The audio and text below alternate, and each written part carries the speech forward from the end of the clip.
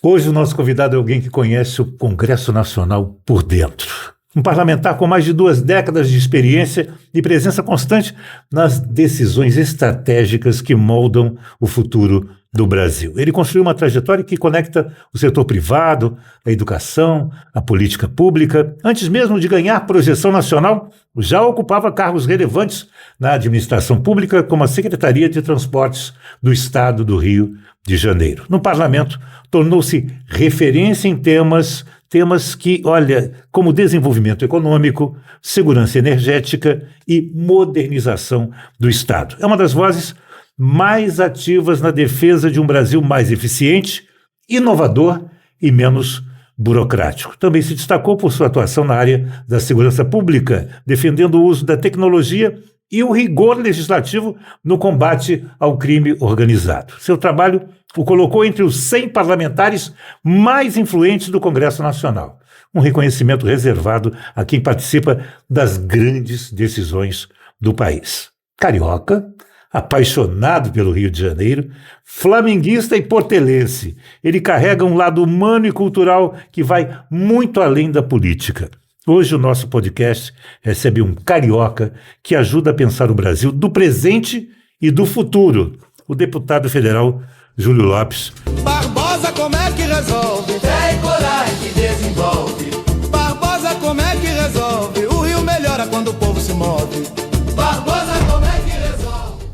Meu amigo, obrigado por aceitar prazer, o nosso convite. Que bom estar com você mais uma vez, né? Nossa história atravessa décadas, né? Desde que você era bem menino, né? E Júlio, você sempre foi um cara combativo, um cara presente. Você sempre foi ligado à educação, eu te conheci ligado à educação, né? Preocupado, ocupado com a educação. O que ainda falta na rede pública de ensino do Rio de Janeiro para alcançar um nível de qualidade semelhante às escolas que você implementou e que você conhece como ninguém? Olha, Barbosa, primeiro quero te agradecer e dizer que eu sou muito parecido com você, tenho uma grande admiração pela sua trajetória. Eu sou um apaixonado como você. Um apaixonado pelo Rio de Janeiro, pela minha mulher, pelos meus filhos, por você que está nos vendo aí, porque eu acho que o que nos move, o que nos faz levantar de manhã e ter vontade de mudar o mundo e participar dele, é ter essa paixão pela vida e pelo próximo. Então, muito obrigado aí por estar com você aqui. Obrigado a você. E aí, você educou e continua educando, porque você, por mais que tenha uma dedicação à sua trajetória política, você não abandona seus filhos queridos, que são as escolas que você implementou e que você tanto orgulho tem dessa história. Então, na verdade, a gente consegue equiparar o ensino público ao ensino privado? Você tem graus de excelência no Brasil do ensino público extraordinários, né? Não só em Sobral, no Ceará, mas você tem exemplos de extraordinário desempenho no setor público brasileiro também. O que eu gosto de dizer é que eu sou professor, estou deputado, né? Isso. Mas, na realidade, o que muda muito a abordagem da educação é quando você efetivamente consegue chegar no aluno, descobrir nele seus potenciais, suas possibilidades e suas dificuldades.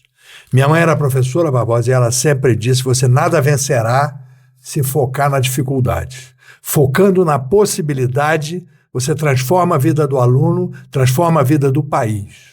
É na possibilidade da cidade, é na possibilidade da escola de samba, é na possibilidade do radialista, é na possibilidade do cidadão que a gente tem que focar para mudar as coisas. E assim eu aprendi e venho fazendo. E o que eu acho que a escola pública falha é exatamente num sistema de administração que possa identificar cada aluno, conhecer seus potenciais e individualidades a fundo. A escola pública, sobretudo a do Rio de Janeiro, que não tem um bom desempenho, o nosso desempenho na escola pública do Estado, sobretudo, é muito deficiente, basicamente porque a gente não tem a identidade do aluno, a gente não tem o acompanhamento pormenorizado do aluno e a gente não tem a gestão individualizada desse acompanhamento. Eu, quando secretário de Transporte, Barbosa, eu cansei de dizer ao governador que a gente precisava, para melhorar o desempenho do Rio de Janeiro na rede do INDEB, a gente precisava fazer uma auditoria na Secretaria de Educação para ver quantos alunos não existiam. Porque o aluno que não existe, ele acaba sendo reprovado ou evadindo. Porque como ele não existe, você tem que dar uma explicação para a inexistência dele. E por que tem muito aluno inexistente? Porque você tem muito recurso de merenda, muito recurso da Fundação Nacional de Desenvolvimento da Educação, que os prefeitos e o próprio governo quer se apropriar desses recursos, e aí o faz mediante a inexistência de alunos. E aí eu tentei convencer 5 secretários de educação de que eles precisavam fazer uma auditoria. Nós estávamos, Barbosa, são 27 estados, o Rio de Janeiro estava em 25º no ranking do IDEB. Pois bem, acabou que chegou lá um dia, e isso teve secretários que eram inclusive da área da tecnologia.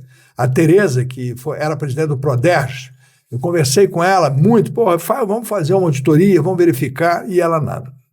Enfim, chegou lá um cara que foi presidente da fundação da Globo, o Risolia. E eu disse ao Risolia, eu estou seu colega aqui, e eu estou há 5 secretários insistindo para a gente fazer uma auditoria, para a gente tirar da rede esses garotos que não estão na rede. Ele fez, tiramos 200 mil alunos na rede. Naquela época, o Estado passou de 25º no IDEB Nacional para 5º. Sem fazer uma prova, sem dar uma aula, sem fazer um curso extra, sem porra nenhuma. Então, mas por que isso? Porque não tem controle, não tem auditoria, não tem acompanhamento. Então, o que precisa ser feito? Carteira de identidade para todo mundo, com o CPF, que é o número único do Brasil, que eu tenho a honra de ter criado e trabalhado a minha vida inteira para fazer. Se cada aluno da rede pública tiver o seu CPF, sua biometria facial e manual ali para acompanhar todo o processo, e tiver alguém atrás vendo as potencialidades e os problemas desse menino, dessa menina e trabalhando com ele, você transforma a vida de todos e do Brasil também. Por falar em acompanhamento, você é um cara que acompanha demais o que acontece no crime organizado. E, aliás, é um combatente, incluindo comércio ilegal, pirataria, controle de fronteiras. Tenho acompanhado você no Instagram, Obrigado. Botando a boca no trombone quanto à questão dos armamentos que chegam até o Rio de Janeiro em particular. E aí, como é que nós estamos? Estamos perdendo essa guerra, Júlio? Olha, Barbosa, bom, primeiro agradecer a qualificada audiência que você me empresta quando assiste lá. É muito importante para mim ter uma audiência qualificada como a sua. Se você, deixa eu dar uma dica, se você ainda não viu o Júlio no Instagram, ele solta os cachorros por lá, hein? Aqui ele está tranquilo e sereno, mas lá eu quero aqui também dizer que me revolta, é inadmissível, não dá para acreditar, não dá para ter fuzil na rua. Eu acho que a gente, em tudo na vida, tem que ter prioridade, não é? E a prioridade no Rio é acabar com todos os fuzis. E eu tenho dito reiteradas vezes que o que a gente precisa é cercar as comunidades onde esses fuzis estão, fazer com que elas não tenham acesso a novos armamentos e determinar um prazo para que os armamentos sejam colocados no chão. Você chega lá, cerca a comunidade inteira, dá um prazo e de nós vamos entrar para pegar. Nós não queremos machucar ninguém, nós não queremos, enfim, matar ninguém, nós não queremos ferir ninguém. Mas é inadmissível se ter arma de guerra, e não só fuzil, granada, bomba, metralhadora, fuzil de repetição, esses armamentos que são de guerra, eles não deveriam existir nem em Gaza, muito menos no Rio de Janeiro. Então, Barbosa, a gente precisa, enquanto cidadão, enquanto alguém que tem voz ativa como você, que está no rádio, eu que estou no Congresso Nacional, dizer, chega, porra, não dá, fuzil tem que acabar, se tiver com fuzil na mão tem que ser abatido, morto, tem que acabar, não dá para tolerar, e isso é papo final. Você fez uma provocação, inclusive, ao presidente do Paraguai, diretamente, para que ele tomasse alguma providência, porque você sabe onde é fabricado, quem é que vende, como é que chegam esses fuzis no Brasil. Como é que está essa situação? Porra, Barbosa, tem fuzil vendendo na rua no Paraguai, para qualquer um que queira ver. Como é que a diplomacia brasileira, que é uma das maiores e melhores diplomacias do mundo, nós temos um grande Itamaraty, nós temos um país que é reconhecido internacionalmente por sua capacidade de política internacional. O presidente não para de viajar, que eu acho, inclusive, que está correto fazendo política internacional, e não tem coragem de ir lá para o presidente do Paraguai e dizer assim, meu irmão, chega aí, porra. Não dá mais. Para, porra. Vocês não podem continuar traficando, contrabandeando e enviando armamento ilegal para o Brasil. Sejam granadas, pistolas, o que for, não dá para mais fazer isso. E isso é a diplomacia do Brasil. Isso é o presidente do Brasil. Isso é o Congresso brasileiro. Todos nós temos que nos mobilizar e dizer, acabou, porra. Não dá para ficar mandando, como mandam, por exemplo, milhões de cigarros. As grandes marcas de cigarro do Brasil, todas contrabandeadas, mais de 10 bilhões de reais são contrabandeados de cigarro do Paraguai para cá, e todo mundo sabe onde estão as fábricas, quem são os contrabandistas, o nome dele, enfim, tudo. Assim como sabe do fuzil em Santos, sabe endereço, telefone, tudo. Por que não vai lá acabar com isso, pô? Quem é que está ganhando? Aonde é que está essa sacanagem? Tem que acabar. Outra coisa, para falar do mesmo assunto e mudando de produto, medicamento que você também acompanha, medicamento falso, como é que está a situação? Olha, medicamento, então, aí é o caos, irmão. Aí é para acabar com tudo. E graças a Deus, e aí a gente tem que elogiar a Rede Globo Televisão, porque ela está no horário nobre do Brasil, mostrando que tem empresário vivendo de vender remédio falsificado, de vender remédio inútil, de vender e fazer bilhões sacaneando, frustrando e matando a população com remédios que não têm eficácia, com remédios que efetivamente são nada mais do que água com açúcar ou muitas vezes pior do que isso. Então, Barbosa, a sociedade, nós temos que nos mobilizar contra isso. As pessoas ficam dizendo, você fica combatendo a pirataria. Eu não estou falando daquela pessoa que tem lá uma camiseta pirata, que eu também sou contra, ou um tênis pirata, que eu também sou contra, porque esse tipo de pequeno delito, ele patrocina e ajuda a financiar a grande atividade criminosa. Então, se você não quer ser assaltado, se você não quer ter o seu telefone roubado, se você não quer ter a sua casa assaltada, se você não quer ser incomodado na rua e violentado, você precisa optar pela legalidade, por ser um cidadão legal, por evitar comprar e contratar serviços contrabandeados e pirateados. Não dá para o cara querer que não aconteça crime e ele contrata a net pirata, ele contrata o filme pirata, ele compra o cigarro contrabandeado, ele faz todo tipo de sacanagem e aí ele quer não ser assaltado, ele quer não ter violência e aí não tem como não ter, Barbosa. Sabe por quê? Porque o crime tem todo um sistema de financiamento que vai desse pequeno delito ao grande delito, aquilo que rouba as nossas vidas, que massacra a perspectiva das nossas crianças e adolescentes e que transforma a nossa grande aflição de viver na cidade mais linda do mundo, incomodados e aflitos, como vivemos com essa insegurança. Uma coisa que eu tenho cobrado desde há muito tempo, e você, acredito também por lá, e eu quero saber, no Congresso Nacional, que é o discurso dos direitos humanos que acaba tornando muito frágil a legislação que pode reter e deter quem comete delito aqui no Brasil, né? A gente vê bandidos da mais alta periculosidade. Nem falo das saidinhas, que eu acho uma loucura, nem da visita íntima, que é uma jabuticaba, só tem no Brasil. Mas da própria legislação que diminui drasticamente as penas, que possibilita a saída de bandidos perigosos ou reincidentes para as ruas do Rio novamente. Bom, basta dizer que no ano passado, agora, essa porra da última saidinha que teve só no Rio de Janeiro, 250 criminosos de boa potencialidade foram liberados. 5 deles de alta letalidade, de alta periculosidade, por óbvio não voltaram. Então não precisa continuar a conversa, não tem porra de saidinha nenhuma, quem praticou crime não tem que ter outro benefício, senão ficar preso, refletindo a merda que fez. Não dá para apertar essa legislação, já que os Mas nós juízes... estamos fazendo isso todo dia, Barbosa. Eu mesmo tenho uma legislação lá, 2646, que foi relatada agora pelo Paulo Beninski, que era o presidente da Comissão de Segurança Pública. Nós estamos agravando mais de 11 modalidades criminosas, acabando com a progressão de crimes, enfim, fazendo um aperto enorme. Porque o que mata o Brasil, e a mim me assusta muito, quer dizer, esses filmes, por exemplo, essa menina que matou os pais aí, Von Hoffen, pô, ela ficou 6 anos na cadeia, mesmo. 6 anos. Matou os pais. E aí, que exemplo de porra é essa? Que exemplo é esse, porra? 6 anos, Barbosa. E tá aí fazendo filme, ganhando dinheiro, em cima da história macabra, porra. Então não é uma esculhambação geral, mesmo. Não pode. Matou, tem que ficar lá 12, 20 anos, no mínimo, pô. Para poder outra pessoa, na hora de pensar em fazer uma besteira dessa, um adolescente igual a ela, você, pô, vou matar meus pais aqui, mas vou pegar o resto da minha vida de cana. Não vou virar estrela de cinema, não vou virar gostosa da televisão, nem gostosa do cinema, porra. Rio Sem Barricadas e Guarda Municipal Armada são as duas últimas ações para combater a violência no Rio de Janeiro. Você é a favor das duas? Barbosa, você que está nos ouvindo aí, a melhor e mais publicitária e conhecida polícia do mundo é a NMPD, que é a Polícia de Nova York. Não é? Todo filme que a gente vê está lá, a Polícia de Nova York agindo, prendendo, fazendo alguma coisa, que é a maior polícia do mundo.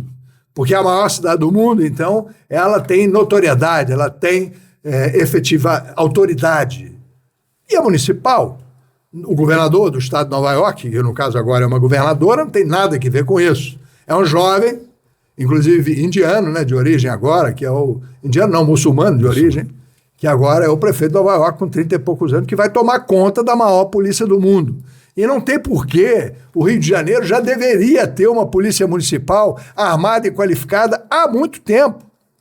Porque é exemplo das melhores polícias do mundo, isso ajudaria muito a uma cidade do tamanho do Rio de Janeiro, com mais de 7 milhões de habitantes, ter uma qualidade de vida e uma segurança pública diferente. Então eu acho até, e quero dizer que o Eduardo Paes está fazendo agora, armados, 600 guardas de elite da Guarda Metropolitana, mas é muito pouco. É um início, mas é muito pouco perto daquilo que nós, cidadãos do Rio, esperamos e precisamos.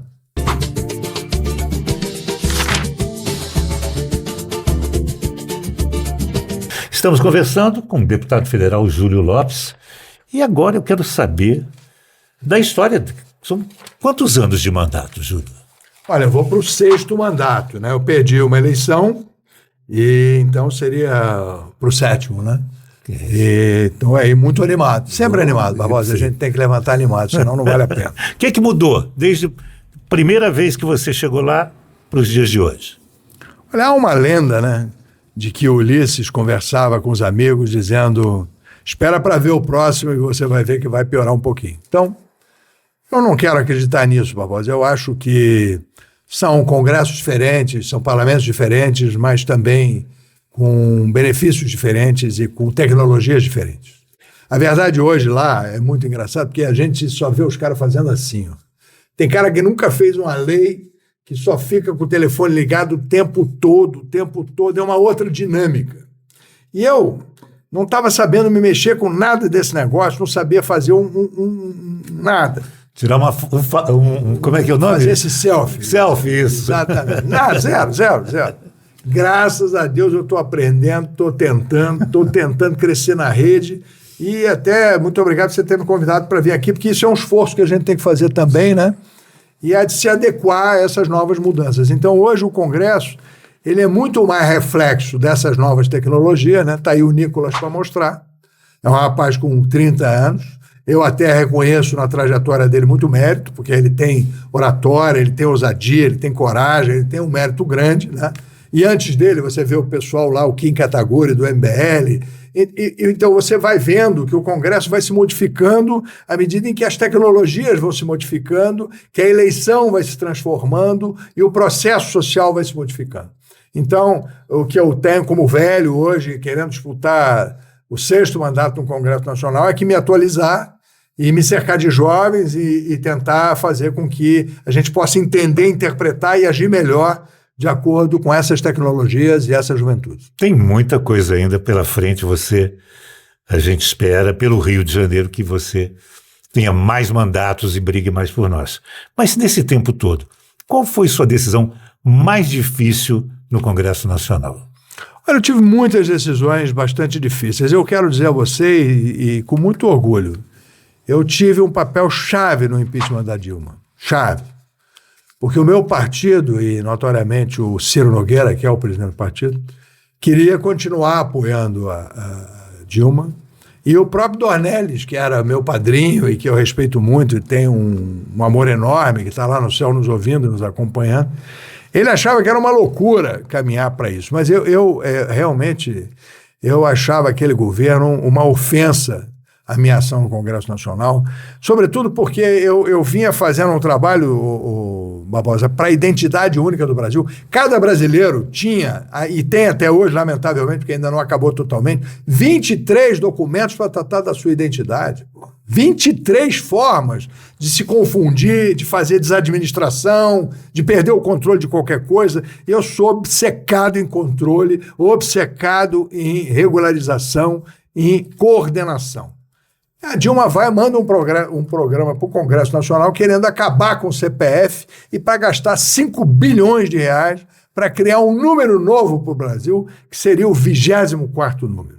Eu que já estava de saco cheio, que achava que aquele governo maluco, que naquela época ela falava de estocar vento, né? Hoje até a gente vê que talvez ela tivesse com uma premonitória, porque a tecnologia evoluiu tanto que hoje você na eólica, com uma bateria dessas que foi desenvolvida pela Tesla, você vai estocar a energia do vento.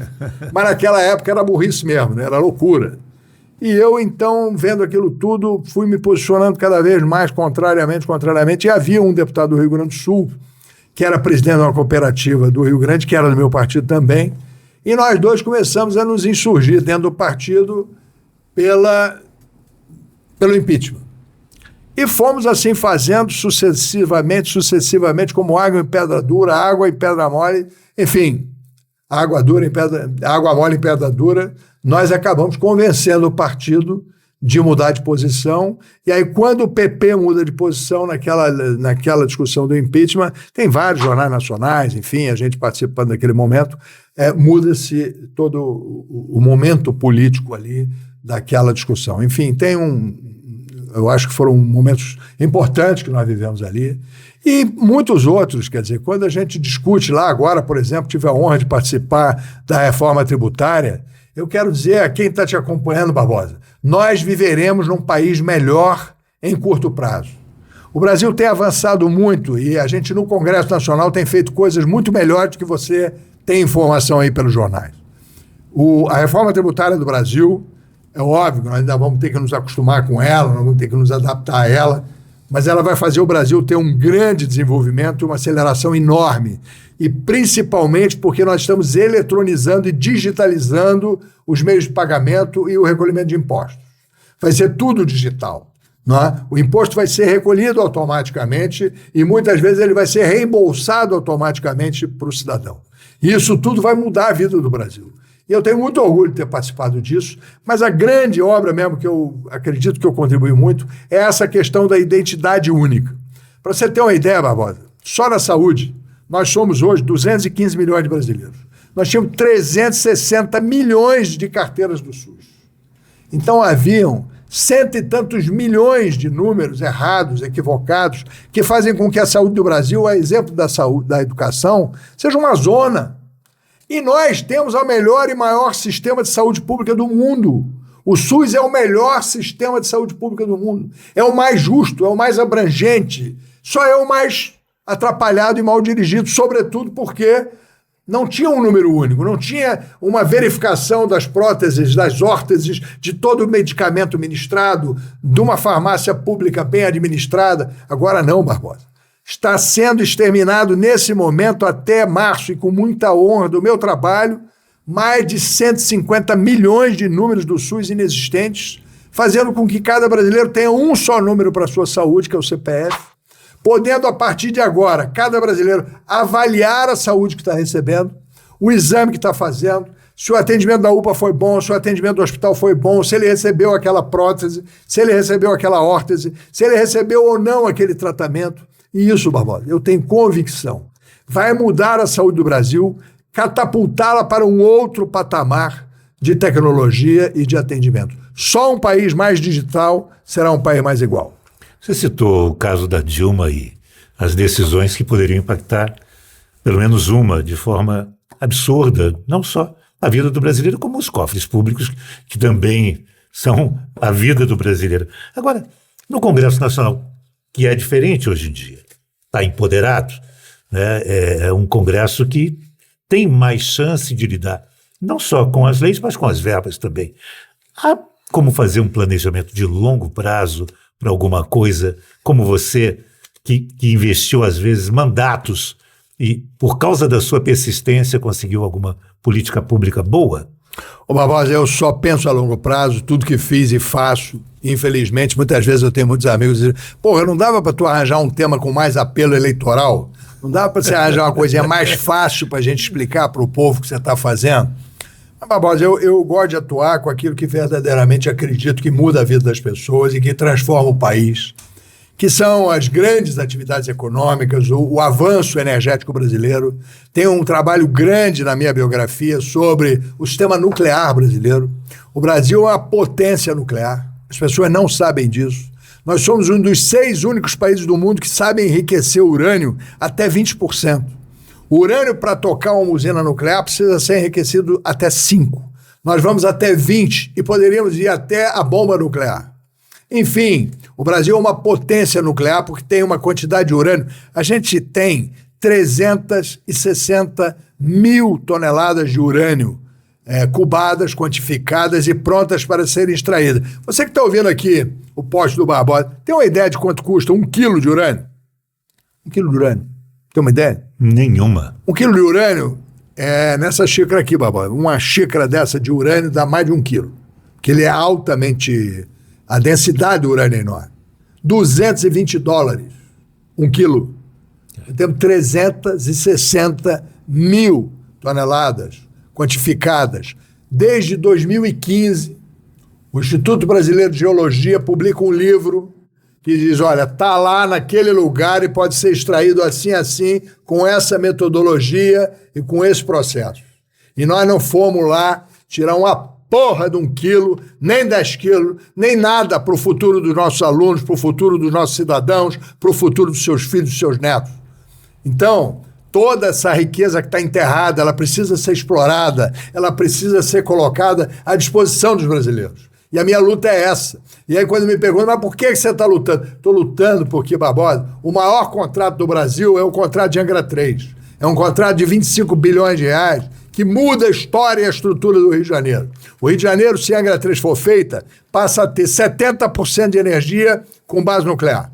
Passa a exportar do Rio de Janeiro para o Brasil todo o excedente de energia. Não precisa mais comprar 1 quilowatt de lugar nenhum e vai vender energia para o Brasil abundantemente, fazendo com que nós sejamos um estado finalmente rico, porque nós somos o mais rico estado do Brasil. Nós somos o Texas brasileiro. Produzimos 85% do petróleo do Brasil, 90% do gás, e vivemos nessa pindaíba.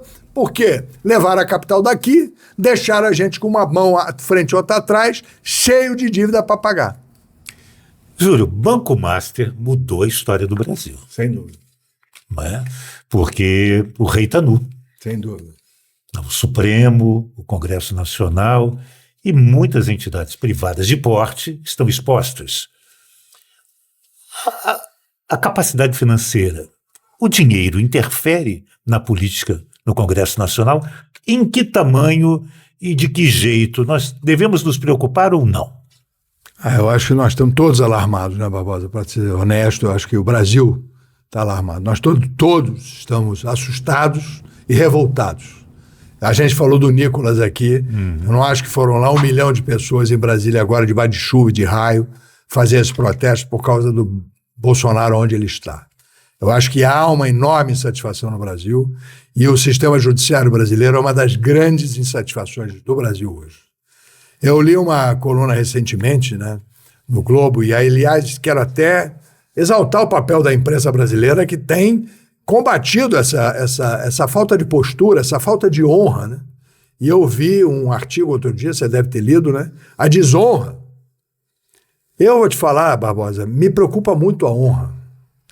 E eu lamento que homens públicos que ascenderam aos mais altos postos do Judiciário Nacional não tenham o mesmo respeito por sua própria trajetória, por sua própria honra.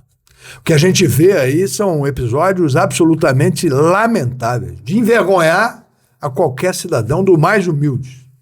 Quanto mais um cidadão que chegou ao mais alto nível do judiciário tem uma postura de desonra, uma postura que aniquila, uma postura que destrói toda e qualquer trajetória pública a partir de atos e iniciativas que são inaceitáveis. injustificáveis e sobre as quais eles não têm a coragem de se manifestar. E aí eu quero aproveitar o teu programa aqui para fazer uma coisa que eu estou querendo fazer há muito tempo. Cadê a OAB? Alô? Cadê a OAB? Vocês tiveram o papel histórico mais relevante na ruptura e na reconquista da democracia do Brasil. Vocês sumiram? Onde é que vocês estão? Cadê o presidente da OAB? O que vocês estão fazendo aí? Onde é que está a participação de vocês para questionar o sistema judiciário brasileiro, o Supremo, o STJ, etc., e o CNJ, que agora não aceitou uma denúncia contra o ministro para apurar se ele tem ou não participação no tal do resort? Eu, por óbvio, como deputado federal, não posso avaliar isso, mas certamente quem tem que avaliar isso é o CNJ, pô. Quem tem que avaliar isso é a OAB, são os maiores e melhores advogados do Brasil. Cadê a OAB?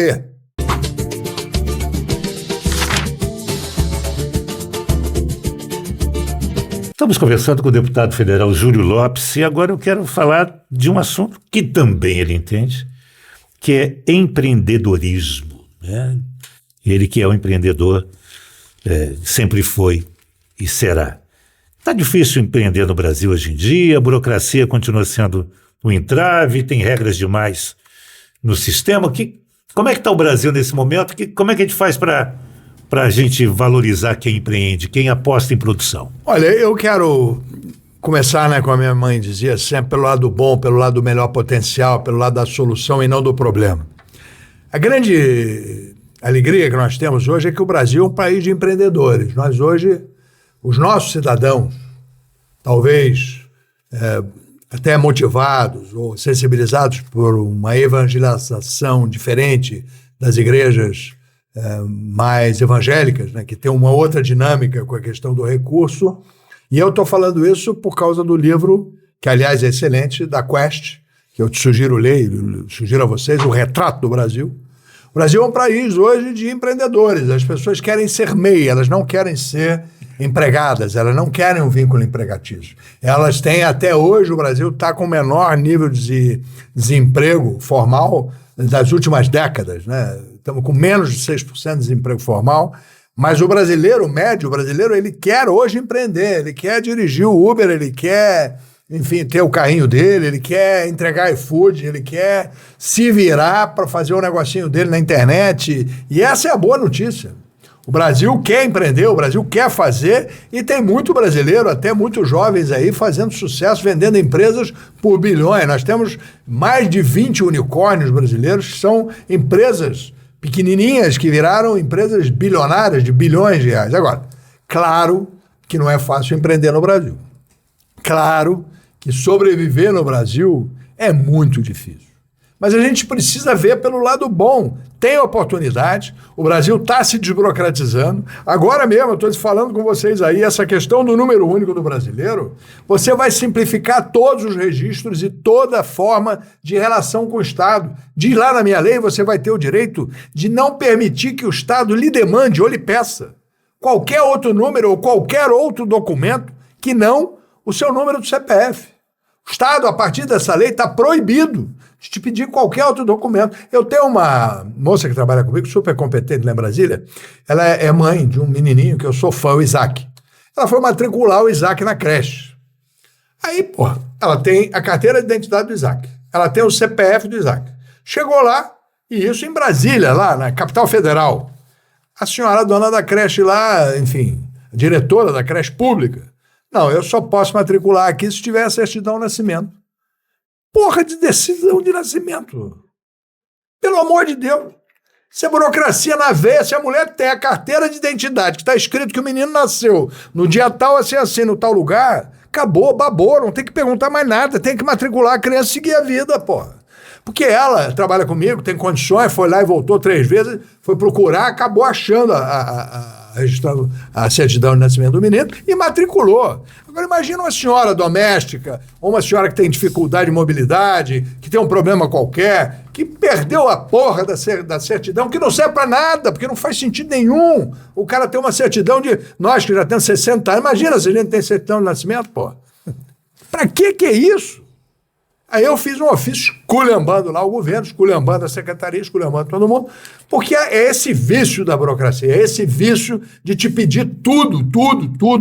Você é o NIS, é o PNIS, é o tudo.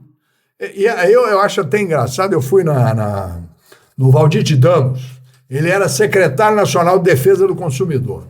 Pasmem vocês, ele ficou 5 meses sem poder assumir a Secretaria Nacional de Defesa do Consumidor do Brasil, porque ele não tinha o número do NIS. Porra, quem tem número do NIS? Quem sabe número do NIS? Ninguém. Porque para que serve o número do NIS? Nada. Aí eu fui lá e disse assim, ô ministro, como é que o senhor está aí? A minha lei foi publicada em 2017. O Estado, mais do que ninguém, é obrigado a cumprir a lei. A lei diz lá, o número do CPF é único e suficiente para promover todos os atos públicos do Brasil. O Estado não pode demandar ao cidadão nenhum outro número, nem nenhuma outra informação que nem o CPF. E o senhor é secretário nacional da defesa do consumidor e não tomou posse durante 5 meses por causa do número do NIS. Está tudo certo. Passando do empreendedor para o empresário. Né? Loucura, né? Doideira. Piada. Incentivos fiscais. Como é que está a vida do empresário brasileiro? Desde o do pequeno, médio porte, até o grande investidor neste país. A vida está melhor, está pior, muita burocracia também, tem incentivo. Como é que é? Barbosa, eu tenho ainda hoje, com muita honra, mais de 1.000 empregados, mais de 1.000 colaboradores. A gente tem uma luta todo dia, que vai chegando a hora de fechar essa folha de pagamento, meu irmão, é o Deus vos acuda. E assim deve ser em todo empresário do Brasil. Porque é uma luta muito grande. Se empregar alguém, seja 1, 2 ou 3, é uma luta muito grande. Mas eu quero te dizer que o Brasil está melhor do que estava e será melhor ainda a partir da reforma tributária. Eu, como gosto de dizer, já disse nesse seu programa aqui algumas vezes, vendo pelo lado positivo, estamos avançando. Tem muita coisa para fazer, muita desburocratização para avançar, muito documento para acabar, mas a gente está avançando sim. Não tem... O mais importante que falta hoje no Brasil, para tudo, e não é só para o empresário, é crédito. O juro no Brasil é o juro mais caro do mundo. Só é mais caro no Brasil do que no Brasil o juro da Turquia. E é inaceitável, e incompreensível e inconcebível que o Brasil tenha um custo anual de 15% de juros. Isso é um assalto, isso é um roubo. E sabe por quê? Porque isso financia a dívida pública brasileira. E aí, quando você vai ver o orçamento de 5 trilhões, 2 trilhões e 700 bilhões, é para financiar a dívida pública, que hoje está em 75% do PIB. Então, isso, se você diminuir 1, 2, 3 pontos percentuais nesse juro, você acabou com o problema fiscal brasileiro. E aí, a dívida pública, é porque essas coisas aí complicam um pouco para tentar explicar, mas é porque uma coisa é entrelaçada na outra.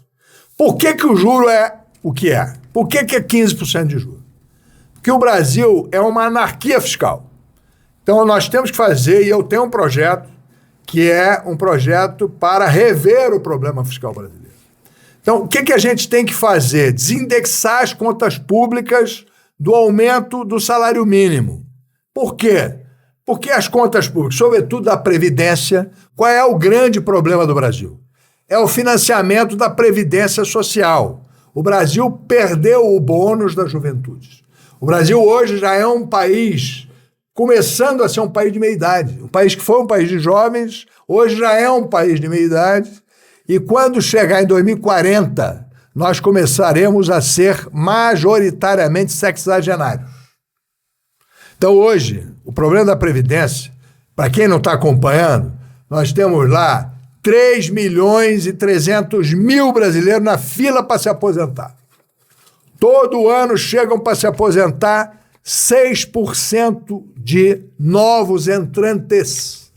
6%. Então nós temos 18 milhões de aposentados que cada ano vão chegar lá, é só você ver, são 180 mil multiplicado por 6, cada hora entrando mais gente, vai entrando mais gente, entrando mais gente. E esta Previdência ela está indexada no crescimento do salário mínimo.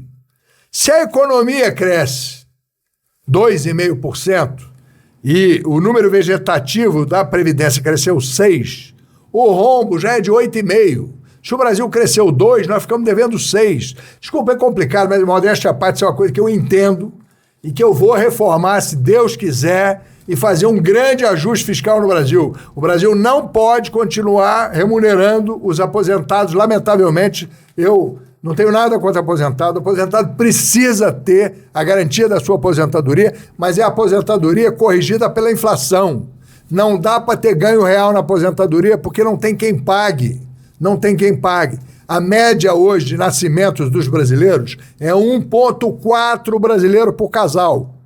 Outro dia mesmo era 1,6. Está entre 1,6 e 1,4, porque cada hora o IBGE diz sua porra. Entre 1,6 e 1,4. Como é que repõe a população? Está faltando o pessoal mandar, está faltando ter neném, está faltando botar o país para frente. Estamos equivocadamente reduzindo o tamanho do país. As pessoas não querem ter filhos e isso é um desastre previdenciário. Isso é um desastre econômico. Hoje a China está pagando, a China que proibiu durante décadas e matava os casais que queriam ter mais de um filho, porque ela queria conter o crescimento populacional, hoje paga bônus para quem tiver mais um filho. Por quê? Porque a Índia mostrou que a explosão populacional não é tão má assim. Só que o brasileiro está com pânico de ter filho e nós estamos vivendo o maior déficit previdenciário da história desse país, com a previdência não só quebrada, mas assaltada. Se a minha lei tivesse em vigor, que está sancionada desde 2017, nunca teria havido o escândalo da Previdência. Por quê? Porque se você tivesse o CPF e a biometria facial e a biometria manual colocada lá para autorizar os descontos, nunca nenhum desconto teria sido feito e nenhum real teria sido perdido. Então, solução tem para as coisas. A gente está no Congresso Nacional para trabalhar e ajustar. Nós temos essa proposta do ajuste fiscal. E o que o Brasil precisa, Barbosa, é ajuste fiscal para quê? Para que os empreendedores possam ter um juro real mais baixo. Você vê nos Estados Unidos, lá o Trump está fazendo um escândalo, e o juro está a 3. A 15 aqui no Brasil, 15. Então, quem é o empresário ou o cidadão que pode pegar juro a 15% e pagar com sanidade, pagar com prosperidade? Não há. Nós hoje temos aí quase 50 milhões de brasileiros inadimplentes, 50 milhões de brasileiros com problema de crédito. Essa é a grande questão do Brasil. Isso precisa ser resolvido. Agora, não abaixa também o juro na base do porrete, na base do soco, nem na ameaça lá o presidente do Banco Central. Não é isso. O que abaixa é regularizando o problema fiscal do Brasil.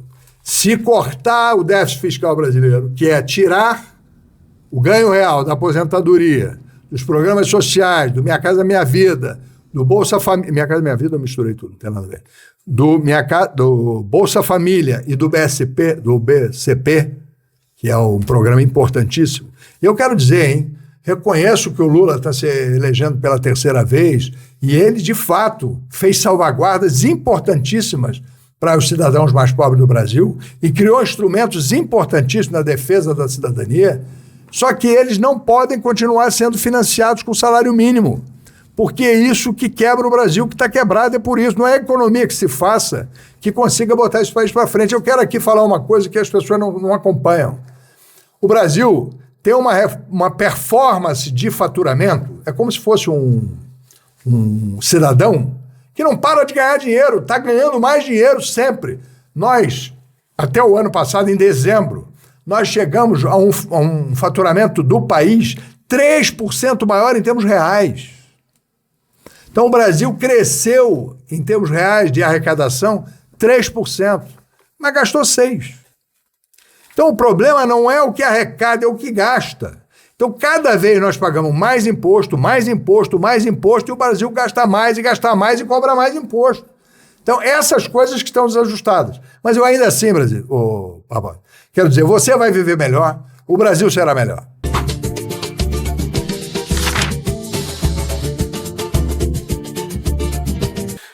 Pois bem, estamos conversando com o deputado federal Júlio Lopes e queria agora ir para a coisa pessoal, não é? Eu o conheço há algum tempo e conheço da sua paixão pelo Flamengo, paixão que o levou a se meter na política do Flamengo.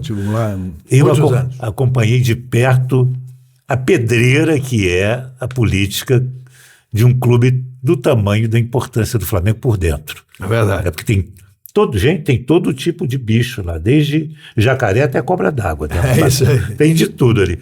E a Portela não é diferente. Mesma coisa. Paixão, gente de todo tipo. Como é que você faz para tocar essas paixões de perto, porque você continua acompanhando o Flamengo de perto, acompanhando a Portela de perto, com toda essa confusão que é a estrutura de cada um? Júlio, me conta. Ô, Barbosa, é esse tesão que a gente tem pela paixão, né, irmão? É essa coisa de você ter paixão por aquela porra. O negócio da Portela eu já tinha prometido milhões de vezes que eu não ia me meter mais, mas agora ganhamos a eleição de novo lá com o Júnior Scafuri, ganhamos a eleição lá com 40 votos. 40 votos, foi uma guerra. E briguei, inclusive, com amigos próximos lá, porque disputa eleitoral, escola de samba, bloco de carnaval e futebol é uma guerra. Mas nós estamos lá e a escola vai sair bonita e nós vamos ter um belíssimo carnaval com o príncipe do Rio Grande do Sul, uma história linda do Império Racial Brasileiro e que resgata a história da Portela, a reestruturação da Portela. Estou ajudando lá, nós estamos fazendo uma escolinha dentro da Portela lá para qualificar e treinar os portelenses, qualificando a eles, e isso é uma paixão. Eu tenho certeza que o Júnior Scafuri, a nova diretoria, vão fazer um bonito lá. E a gente vai ter um bom desfile da escola esse ano. Pois é, a gente vê que nas horas em que você não está deputado federal, você está por conta dessas grandes paixões. E eu vou falar da maior delas, que é a sua família. Aqui, ó, outro dia eu estava vendo no Instagram, né? Você com seu filho pegando lanche na porta, de bermuda, de camiseta, que é uma coisa incomum, não usual. Né? A que horas você curte a sua mulher, os seus filhos? Como é que você arranja tempo? Onde é que está esse tempo, Júlio? Olha, eu não sei, é o melhor tempo. Enfim, eu gosto sempre de brincar, porque eu fui um namorador enorme, eu fui um namorador inveterado. E porque eu acho a mulher a maior obra da criação divina. Qualquer mulher, para mim, tem algo de santo, maravilhoso, extraordinário. E eu cultivei muito esse meu lado de paquerador, namorador e tal. E eu gostava de dizer para as mulheres que, olha, se você quer ter algo sério, se você quer ter um namorado firme ou alguma coisa assim, não é comigo não. Agora, se você quiser se divertir, se você quiser ter... enfim, momentos de alegria, é comigo mesmo, estou me apresentando aqui, sou candidato. E é a primeira vez que eu saí com a minha mulher era diretora da Pelé Esportes, ela trabalhava com Pelé, ela dirigia a parte de marketing lá. E eu era diretor do Flamengo, naquela altura eu era ou vice-presidente geral, ou vice-presidente de marketing do Flamengo, não, eu era vice-presidente geral do Flamengo.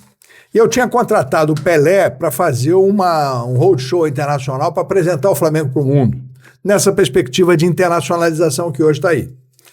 E aí tinha um livro do Pelé que eu queria ler, ela foi me apresentar o livro, eu acabei tendo a oportunidade de convidá-la para sair, e saí, e aí eu repeti com ela esse mantra, né? E ela danada virou para mim e disse, não, eu também não quero nada de namorar não, pô, acabei de namorar agora, tem 4 anos, e não quero não, só quero me divertir. E aí eu estou há 26 anos me divertindo com ela, me deu um golpe. E, dito isso, eu sou muito grato a ela, porque ela me deu 2 filhos maravilhosos e esse é o melhor lado. Que coisa boa. Emocionado falando da família. Júlio, que eu sou testemunha, né? Eu tenho um tempo de amizade longo com o Júlio, realmente foi Quem conheceu o Júlio não acreditava que ia dar num casamento de 26 anos. Nunca. Não. E que promete mais 26, mais 26, mais 26. Júlio, a gente já falou de muita coisa aqui, né? E eu queria saber o que você tem no seu coração, aí, já que você abriu o coração comigo. O que falta para o Júlio Lopes? Que tudo que quis acabou realizando, né? As brigas mais terríveis, políticas, as brigas pessoais também, né? Porque você é apaixonado, então brigou com amigos da Portela, brigou com amigos do Flamengo. O que esse coraçãozão falta fazer? Eu acho que a maior conquista de um homem que eu ainda não vivi é o filho querer voltar para casa para ficar com você depois de ter podido sair. É isso, talvez. Sim. Você que já tem neto, pode me dizer, eu ainda não sei. Mas seus filhos são apaixonados por você e eles vão sempre estar voltando, Júlio.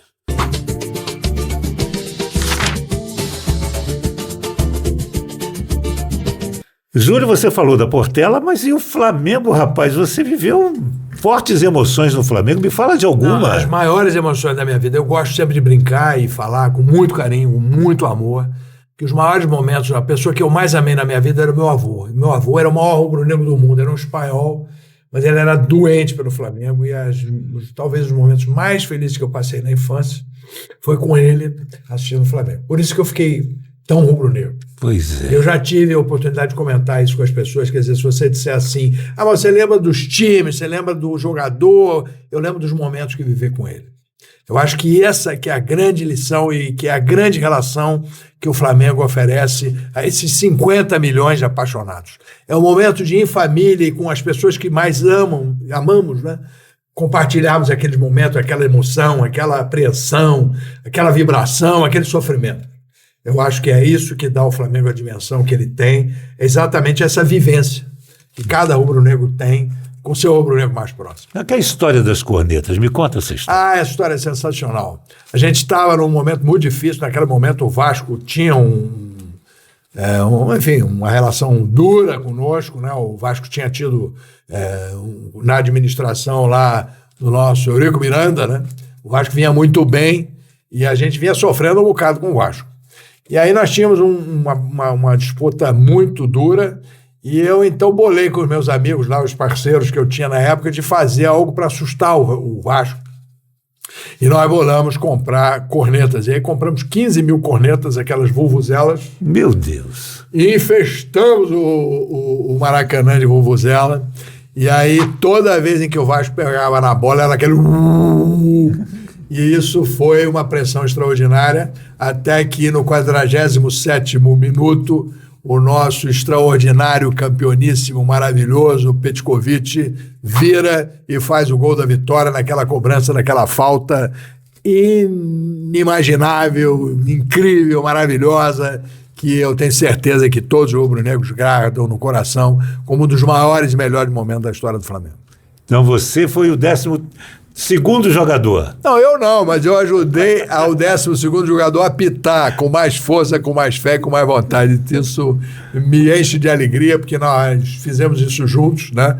Na realidade, naquela época, eu era muito entrosado ao Bocão, que era o presidente da Raça, eu era muito entrosado ao presidente da Jovem, e a gente juntos é que bolou isso, e fizemos esse grande estardalhaço de soprar e ajudar aquela vitória. Obrigado, irmão, por esse encontro mágico. Obrigado.